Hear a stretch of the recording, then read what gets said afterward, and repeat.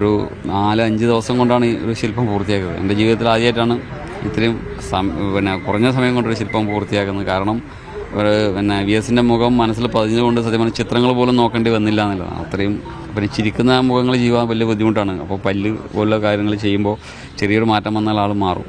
VS-ൻ്റെ പ്രതിമയുടെ പ്രത്യേകത എന്ന് വെച്ചാൽ വളരെ ചുരുങ്ങിയ സമയം കൊണ്ട് എന്നോട് VS-ൻ്റെ മകൻ അരുൺകുമാർ ഒരു 6 ദിവസത്തെ ഗ്യാപ്പിലാണ് ഒരു ശില്പം ചെയ്തു തരാൻ പറ്റുമെന്ന് ചോദിച്ചത്. സ്വാഭാവികമായിട്ടും ഒരു പ്രതിമ ചെയ്യണമെങ്കിൽ നമുക്കറിയാം ഒരു 6 മാസം 4 മാസമൊക്കെ വേണം. അപ്പോൾ ആദ്യം കളിമണ്ണിൽ മാത്രം ഒന്ന് ചെയ്തു തന്നാൽ പിന്നെ നമുക്ക് കാസ്റ്റിംഗ് 1-ാം ചർമ്മദിനം കഴിഞ്ഞിട്ട് ചെയ്യാം VS-ൻ്റെ പറഞ്ഞു. അപ്പോൾ അദ്ദേഹം കാനായിൽ VS-ൻ്റെ മകൻ കാനായിൽ വന്ന് എൻ്റെ പണിപ്പുരയിൽ ഈ കളിമണ്ണ് ശില്പം VS-ൻ്റെ കളിമണ്ണ് ശില്പം വിലയിരുത്തിയ ശേഷം 21-ാം തീയതിക്ക് മുന്നേ ഒന്ന് ചെയ്തു തരാൻ പറ്റുമെന്ന് ചോദിച്ചു. സ്വാഭാവികമായിട്ടും മണിക്കൂറുകൾ മാത്രമേ മുന്നിൽ ഉണ്ടായിരുന്നുള്ളൂ. അപ്പോൾ അങ്ങനെ ഈ ശില്പം കളിമണ്ണിൽ നിന്ന് പ്ലാസ്റ്റർ ഓഫ് പാരീസ് മോൾഡ് എടുത്ത് ഫൈബർ ഗ്ലാസ്സിൽ കാസ്റ്റ് ചെയ്ത് വെങ്കല നിറം നൽകി. സാധാരണക്കാരൻ്റെ മീഡിയമാണ് വെങ്കലം. അപ്പോൾ ഒരുപാട് കാലം നിലനിൽക്കുന്നൊരു മീഡിയം കൂടിയാണ്.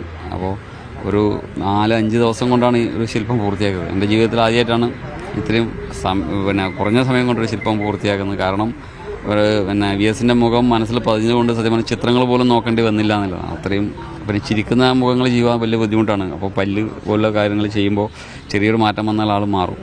അപ്പോൾ അങ്ങനെ ഒരു ബുദ്ധിമുട്ടുണ്ടായില്ല. എല്ലാം പെട്ടെന്ന് തീർക്കാൻ പറ്റി.